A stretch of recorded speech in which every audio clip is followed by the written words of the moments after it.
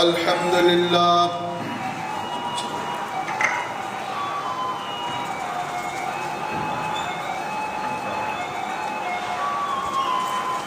الحمد لله نحمده ونستعينه ونستغفره ونؤمن به ونتوكل عليه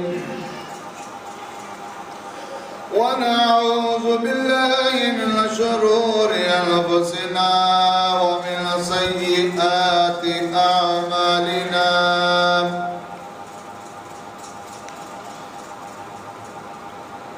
من يهد الله فلا مضل له ومن يضلل فلا هادي له ونشهد أن لا إله إلا الله ونشهد أن محمدا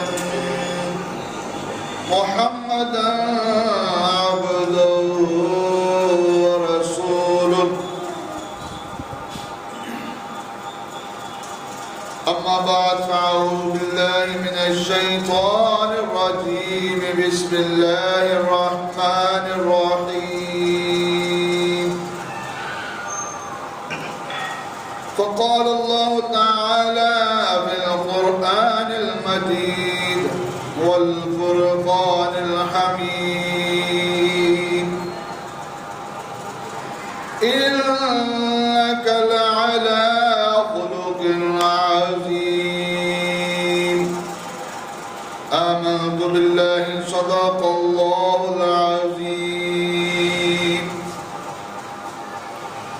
إن الله وملائكته يصلون على النبي يا أيها الذين آمنوا صلوا عليه وسلموا تسليما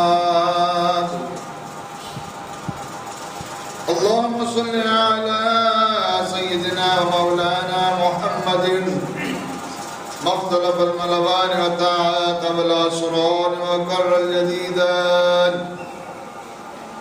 واستقل البرقدان وبلغ روحه أرواح بيتي من تحية والسلام وبارك وسلم عليه كثيرا كثيرا كثيرا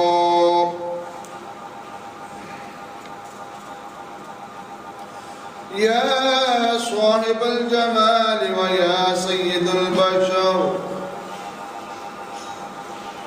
من وجهك المنير لقد نور القمر لا يمكن ثناؤك ما كان حقه بعد الخدا بزرگ توی قصہ مختصر بلغ العلا بكماله كشفت جاب جماله حسنت جميع خصاله صلوا عليه وآله وبارك وسلم میرے نہایت ہی واجب الاحترام بزرگوں دوستوں بھائیوں السلام علیکم ورحمۃ اللہ وبرکاتہ صدق اللہ تعالی فی الدارین خیرا اللہ کریم آپ کو دنیا و آخرت میں نیک بخت اور سعادت مند فرمائے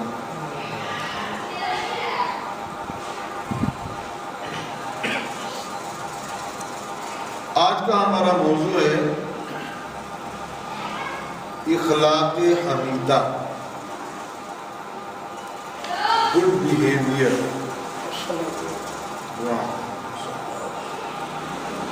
کیونکہ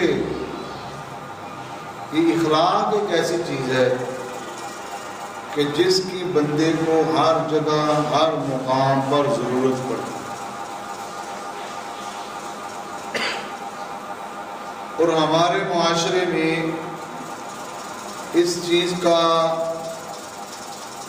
فقدان کیوں ہے؟ وہ اس لیے کہ گھریلو مصروفیات معاشرے میں لینا دینا کاروبار آنا جانا تلخیاں پیدا ہو چکی چکی ہیں مزاج میں تلخیاں پیدا ہو چکی ہیں. چھوٹی سی بات بھی کوئی ہوگی تو وہ اسی تلخی کے ساتھ کی جاتی ہے, اسی لہجے کے ساتھ کی جاتی ہے, اور جس سے بڑے سارے آگے مسائل پیدا ہوتے ہیں. اب جتنے بھی یہ جیلوں میں بند ہیں نا لوگ, ان سے جا کے آپ پوچھیں یار کیا ہوا تھا, بس یار غصہ کیا ہوا تھا, بس چھوٹی سی بات پہ اس نے مجھے گالی دے دی, بس مجھے نہیں برداشت ہوا.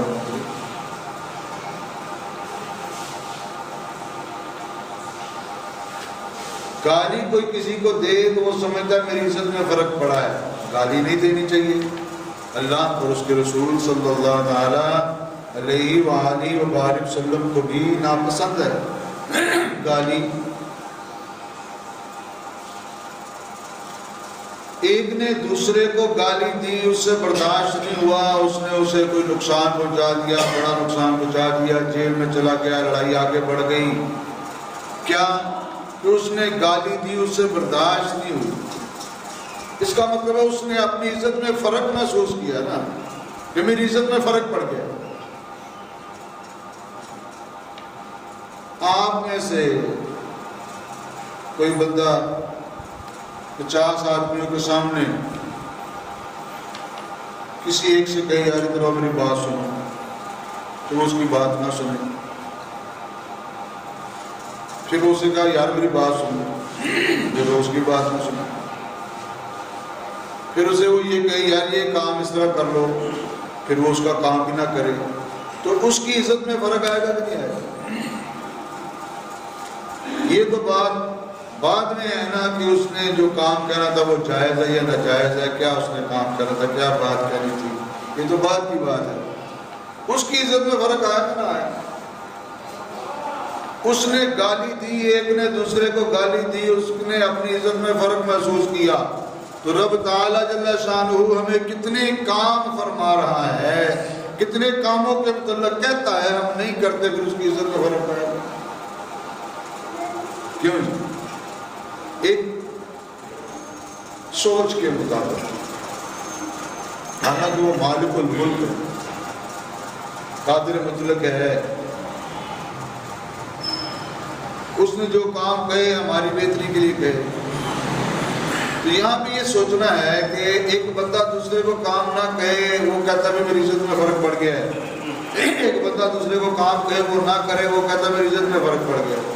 رب تعالیٰ جل شانہ نے کتنے کام ہمیں ارشاد فرمائے. قرآن عظیم الشان سارے کا سارا اس کے احکامات سے بھرا پڑا ہے, ہم اس کی بات نہیں مانتے, تو پھر کیا اس سے اللہ تعالیٰ جل شانہ خوش ہوگا یا پھر ناراض ہوگا؟ اس سے اس کی قدر ہماری نظر میں بڑھے گی, یا اللہ کی قدر و قیمت کو, اللہ تعالیٰ کی عزت کو تو کوئی کم نہیں کر سکتا, کوئی بڑھا نہیں سکتا.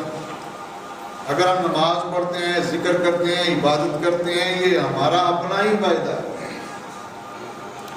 لیکن ایک ماحول کے مطابق بات کر رہے تھے کہ ایک نے دوسرے کو گالی دے دی, وہ کہتا میری عزت میں فرق پڑ گیا, اس نے اس کو نقصان پہنچا دیا. کتنی ساری اس میں چیزیں آ گئیں, گویا کہ انہوں نے اچھے اخلاق کا مظاہرہ نہیں کیا. کیا اچھے اخلاق کا مظاہرہ نہیں کیا. اتنے سارے مسائل آگے بڑھ گئے. آج ہم نے وہ حدیث مبارکہ بھی تلاوت کرنی ہے جو نبی علیہ السلام نے ارشاد فرمائی ہے اچھے اخلاق کے متعلق, اور رسول اللہ صلی اللہ تعالی علیہ وآلہ وبارک وسلم کا اخلاق حمیدہ کیا تھا, اس کے اوپر بھی غور و فکر کریں. یہ الحمدللہ سارا لیکچر جو ہے یہ 4 جمعوں میں 3-4 جمعوں میں انگلش میں لندن میں جہاں نچیز جمعہ پڑھاتا ہے وہاں پہ الحمدللہ ڈیلیور ہو چکا.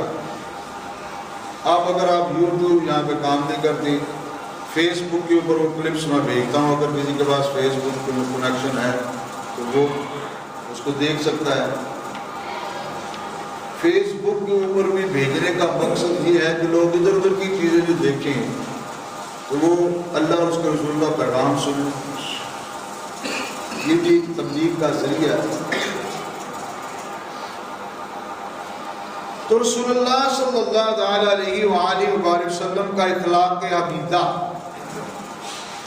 جس کی کافر لوگ بھی گواہی دیتے ہیں، کافر لوگ بھی اس بات کی گواہی دیتے ہیں کہ رسول اللہ صلی اللہ علیہ وآلہ وسلم کا اخلاق بہت اچھا تھا، اور اس وجہ سے کئی غیر مسلمان ہوئے.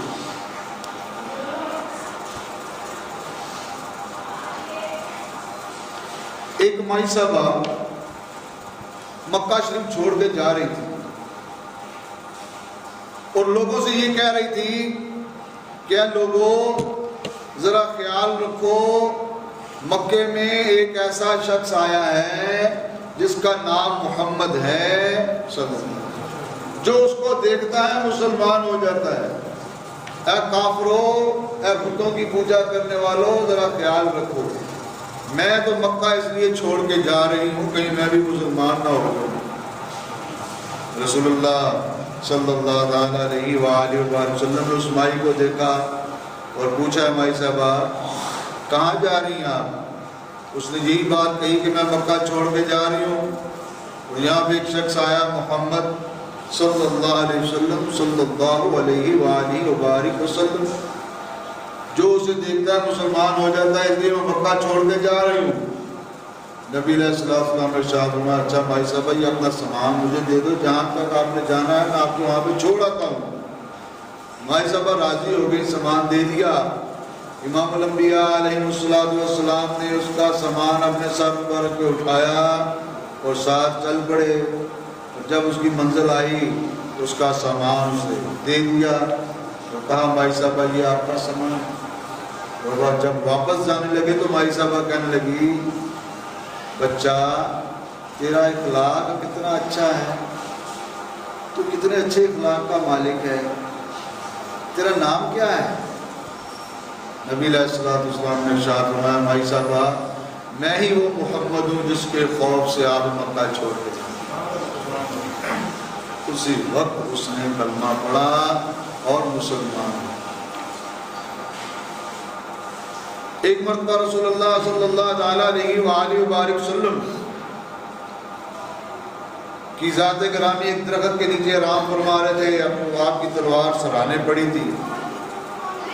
ادھر سے آپ کا دشمن آ گیا اور تلوار ہاتھ میں تھام کے کہنے لگا، محمد اب تمہیں مجھ سے کون بچائے گا؟ آپ نے ارشاد فرمایا، اللہ اللہ فرمایا تو تلوار اس کے ہاتھ سے گر گئی. اسی روب اور دبدبے کی وجہ سے وہ تلوار اس کے ہاتھ سے گر گئی. رسول اللہ صلی اللہ علیہ وسلم نے فوراً وہ تلوار اپنے ہاتھ میں تھامی اور فرمایا، ہاں آپ بتاؤ تمہیں مجھ سے کون بچائے گا؟ تو کہنے لگا کہ آپ تو رؤوف ہیں، رحیم ہیں، معاف کر دینے والے ہیں، آپ تو بڑے اچھے اخلاق کے مالک ہیں. آپ نے جب اسے معاف کر دیا تو اس نے کلمہ پڑھا اور مسلمان. کتنے سارے واقعات آپ کی زندگی میں ایسے ہیں کہ آپ کے اخلاق حمیدہ سے مسلمان ہو.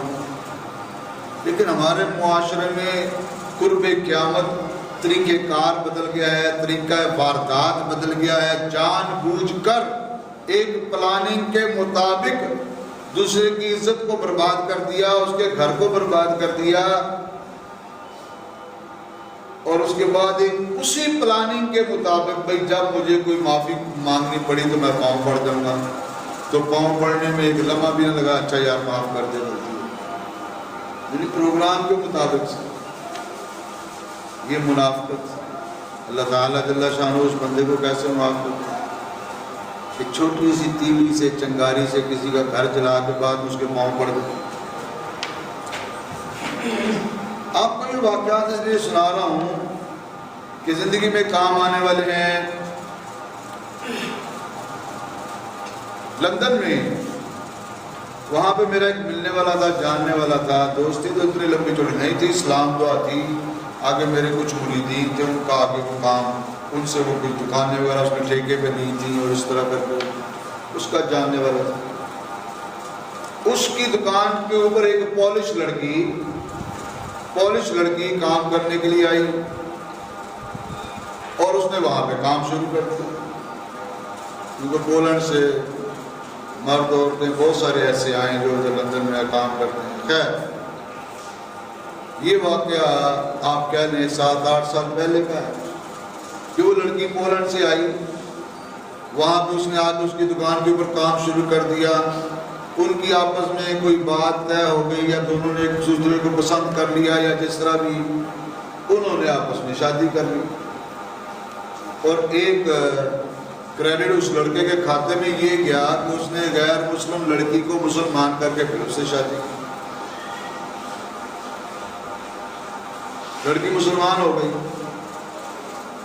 اب وہ پہلے تو اس کی دکان پہ کام کرتی تھی، پھر تو اس کی بیوی بن گئی نا، پھر تو اس نے اسے کام نہیں لینا۔ گھر انہوں نے لیا، رہ رہے تھے اچھے طریقے سے،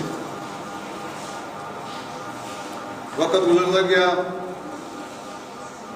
اس نوجوان نے مجھے کہا کہ یہ میری بیوی مسلمان ہوئی ہے، اس کو قرآن پاک پڑھانا ہے۔ میں نے اس کو قرآن پاک شروع کروا دیا، اور پھر ساتھ ٹیچنگ آف اسلام کی بکس بھی شروع کروا دی۔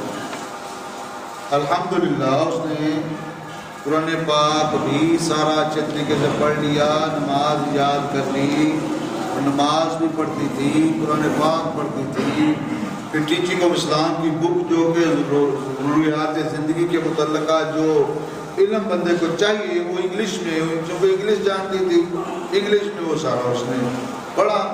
الحمدللہ میں نے اس کو جہاں تک اللہ نے مجھے توفیق دی میں نے اس کو سکھایا، پڑھایا۔ ایک بچی ان کے گھر پیدا ہوا، وقت گزرتا گیا، وہ لڑکا سوکھا تھا، 3-4 دکانیں اس نے کانٹریکٹ پہ لی ہوئی تھی، تو نئی مرسڈیز گاڑی بھی اس نے لی، نئی مرسڈیز گاڑی وہاں پہ میرا خیال ہے 70,000 پاؤنڈ کی ہے، یعنی آپ یہ کہہ لیں کہ 70,000 پاؤنڈ کتنا ہو جائے گا، 1.5 کروڑ روپے کی کہہ رہے ہیں، 1.25 کروڑ روپے کی گاڑی اس نے لی اپنے گھر کو آباد کرنے کے لیے، خوشحال زندگی گزارنے کے لیے۔ پھر ایک اور بچی ان کے گھر پیدا ہو گئی۔ یہ جو بات میں بتا رہا ہوں، تیلی ایک چھوٹی سی ہوتی ہے، چنگاری ایک چھوٹی سی ہوتی ہے، دوسرے کے گھر کو وہ برباد کر دیتی ہے، اور لوگوں کا یہ مائنڈ پہلے سے بن چکا ہے، بنا لیتے ہیں، اپنی چلاکی اور مکاری کو استعمال کرنے کے بعد اس کا گھر برباد کر کے پھر اس کے پاؤں پڑ کے چاہے اسے معافی مانگ کے جو ہم پاؤں پڑ دیں گے معاف کر دیں۔ جس طرح ہندہ نے حضرت امیر حمزہ رضی اللہ تعالی عنہ کا کلیجہ چبایا تھا، ابو سفیان کی بیوی ہندہ بعد میں مسلمان ہو گئی، لیکن رسول اللہ صلی اللہ تعالی علیہ وسلم کو اس کی تکلیف تو بہت تھی، میرے چچا کا اس نے شہید کر کے کلیجہ چبایا، مسلمان ہو گئی، لیکن سرکار سے فرماتے تھے میرے سامنے نہ بیٹھا کر، میرے پیچھے بیٹھا، میرے سامنے تو نہ، میرے سامنے نہ آیا کر، سامنے نہ بیٹھا کر، کیونکہ جب میں تجھے دیکھتا ہوں تو میرے چچا کا وہ رتبہ شہادت، وہ وقت شہادت، وہ جو تو نے سلوک اس کے ساتھ کیا تھا وہ مجھے یاد آ جاتا ہے۔ وہ لڑکی اچھے طریقے سے زندگی گزار رہی تھی، گھر بھی تھا، گاڑی بھی آ گئی، دکانیں بھی تھیں، اچھا خاصا اچھے طریقے سے ان کا وقت گزر رہا تھا، 2 بچیاں بھی پیدا ہو گئیں، لیکن کچھ شیطان صفت لوگ ان کی زندگی میں شامل ہو گئے، انہوں نے اس لڑکی کا جو ہے وہ ذہن خراب کرنا شروع کر دیا، اس کے خامد کے متعلق غلط فہمیاں ڈالنے شروع کر دی،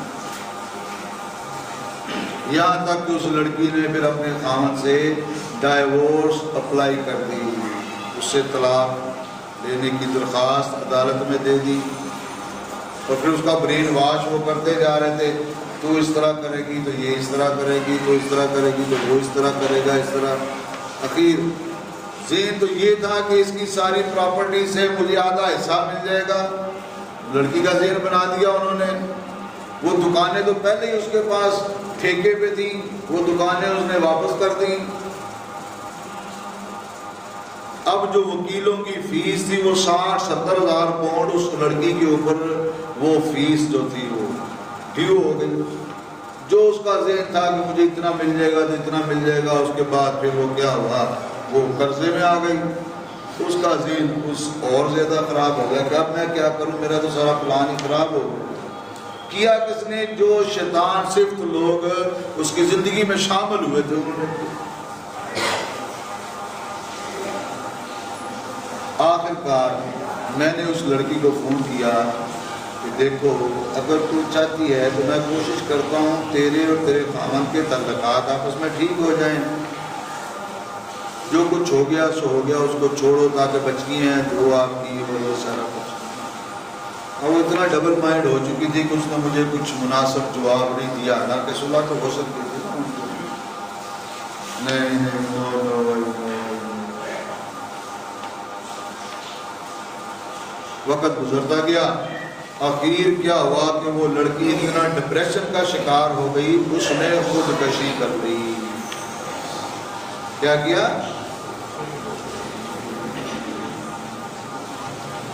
بات کہاں سے چلی کہاں پہ جا کے ختم ہوئی؟ یہ ساری بد اخلاقی کا نتیجہ ہے نا۔ اور پھر خیر ہر جگہ پہ اچھے برے لوگ ہوتے ہیں، اچھے بھی ہوتے ہیں برے بھی ہوتے ہیں، لیکن جس نے یہ سارا کچھ کام کیا، اس لڑکی کا دماغ خراب کیا، ذہن خراب کیا، آخر کار اس نے خودکشی کر لی، تو یہ کس کے کھاتے میں کریڈٹ جائے گا؟ یہ سارا کس کے ذمے؟ جن لوگوں نے اس لڑکی کا ذہن خراب کیا، اس کو خاوند کے خلاف ورگلایا، اس کو الٹی الٹی پٹیاں پڑھائیں، آخر وہ خودکشی سے۔ خاوند نے اس کو کہا بھی کہ چھوڑو چلو جو کچھ ہو گیا ہے چھوڑو اس کو، میں نے کچھ اس سے کچھ کا گلہ نہیں کیا اس کا، لیکن انہوں نے پھر ذہن میں ڈال دیا کہ تم نے اپنے خاوند کے ساتھ اتنا کچھ کیا ہے، یہ تجھے مار دے۔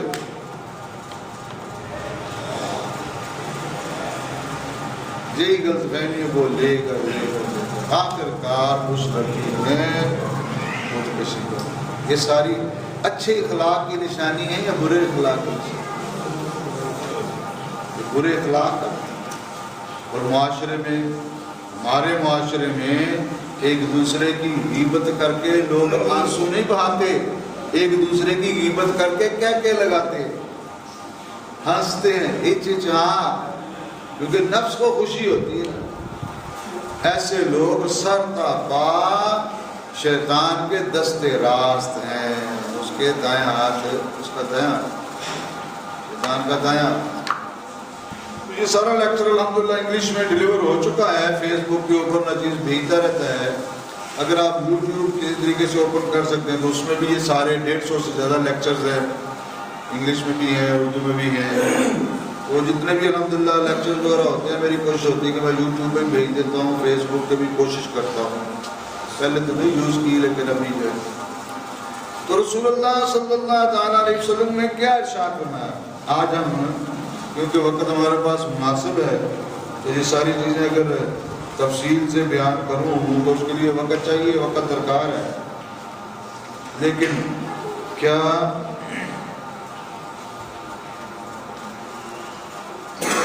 کہ جو حدیث مبارکہ ہیں وہ آپ کے سامنے بیان کرتا ہوں۔ رسول اللہ صلی اللہ علیہ وسلم کی حدیث مبارکہ غور سے سماعت کریں۔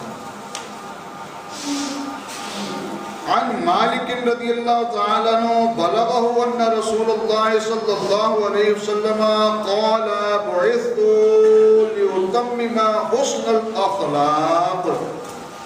موطا امام مالک رضی اللہ عنہ، اس میں یہ حدیث پاک ہے۔ کیا ارشاد فرمایا؟ امام مالک کہتے ہیں کہ مجھ تک یہ حدیث پہنچی ہے کہ رسول اللہ صلی اللہ علیہ وسلم نے فرمایا میں اچھے اخلاق کو پورا کرنے کے لیے بھیجا گیا ہوں، اچھے اخلاق کو پورا کرنے کے لیے بھیجا گیا ہوں۔ دوسری حدیث پاک کیا ہے؟ فرمایا جنت میں بد خلق داخل نہ ہو سکے گا۔ عن حارثة ابن وهب رضی اللہ تعالی عنہ قال قال رسول اللہ صلی اللہ علیہ وسلم لا يدخل الجنة الجواز ولا الحازري۔ حضرت حارثہ بن وہب رضی اللہ تعالی عنہ کہتے ہیں کہ رسول اللہ صلی اللہ علیہ وسلم نے فرمایا جنت میں بد خلق، بد خو اور سخت گو آدمی داخل نہ ہوگا۔ سخت طبیعت کا مالک بھی جو ہے وہ جنت میں داخل نہیں ہوگا۔ ہمارے معاشرے میں کہتے ہیں جو سخت طبیعت کا مالک ہے وہ سچا ہوتا ہے، کیونکہ پھر مثالیں دیتے ہیں سچ تو کڑوا ہی ہوتا ہے۔ یہ ساری چیزیں اپنی جگہ پہ بجا ہیں، سچ کڑوا ہے یا سخت طبیعت کا مالک جو ہے وہ سچا ہوتا ہے۔ رسول اللہ صلی اللہ تعالی علیہ وسلم نے ارشاد فرمایا جو نرمی سے محروم ہے وہ ہر بھلائی سے محروم ہے۔ ایک واقعہ اسی طرح میں آپ کو واقعات اس لیے سناتا ہوں تاکہ زندگی میں بندے کو ہر طرف سے سوچنا چاہیے، ایک سوجھ بوجھ والا بندہ ہونا چاہیے۔ یہ نہیں ہے کہ ایک آدمی نے آ کے یہ بات کہی اسی کی لائی لگ نہیں ہونا چاہیے، تمام اطراف سے بندہ سوچے دیکھے۔ اب میں آپ کو واقعہ سناتا ہوں۔ بچیاں تو ساری کی ہیں نا، میری بھی بچی ہیں، آپ کی بچی ہیں، بچیاں سبھی کی ایک جیسی ہوتی ہیں، ٹھیک ہے؟